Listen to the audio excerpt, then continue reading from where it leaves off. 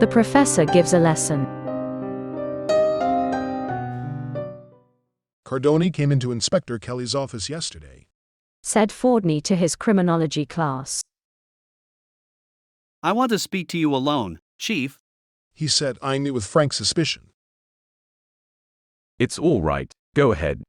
Said Kelly. I've got some information on the Curtis kidnappers. How much is it worth? That all depends. Let's hear the story. They're in one of my old buildings, down on the east side. 3 men and a woman. All you've got to do, Chief, is to take this, walk in, and surprise M. Said our informer, tossing a Yale key on Kelly's desk. They rented a room from me about a week ago. Sounds much too easy, Cardoni. I want something more definite than that. What makes you think they're the kidnappers? I heard them having an argument, as I was doing some repair work in the hall. One of the guys threatened to squeal if he didn't get a bigger cut. It sounded interesting, so I peeked through the keyhole. They were sitting at a table in the middle of the room, on which there was a stack of money. Your story doesn't yet show they had any connection with the Curtis kidnapping. Kelly said. No? Well, last night I heard them mention Curtis several times. And that ain't all. Continued Cardoni with a triumphant air. Here's a code message one of them must have dropped. Well, Chief, how much do I get? Get out. Hollered Kelly as he made a pass at Cardoni. Why was the informer treated so rudely?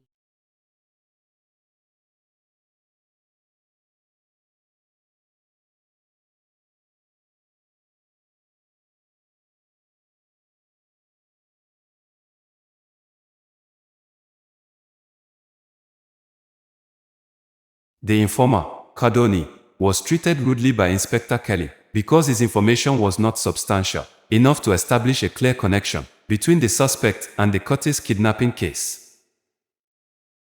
Inspector Kelly, as a law enforcement officer, needed concrete evidence to act upon and make an arrest. Cardoni's information, based on what he overheard and saw, was circumstantial at best and did not directly link the suspect to the kidnapping. Cardoni's claim that the kidnappers were hiding in one of his old buildings and that he overheard an argument about money did not necessarily prove their involvement in the Curtis kidnapping. Even mentioning the name Curtis during a conversation does not automatically make them guilty of kidnapping, as the name could be common, or they could be discussing a different person entirely.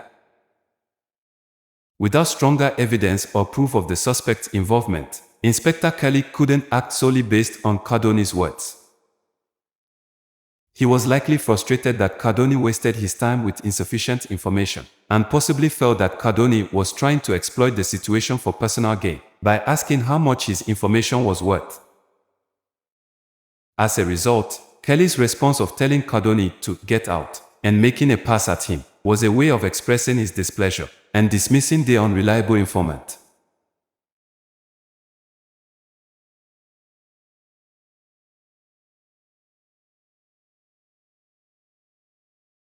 Cardoni said he saw the kidnappers around a table as he peered through the keyhole. Yale locks do not have keyholes. Kelly was justified in throwing him out, don't you think? The class found this an easy one, did you? Since your eyes are so sharp that you can not only look through a millstone, but clean through the mind. Lily.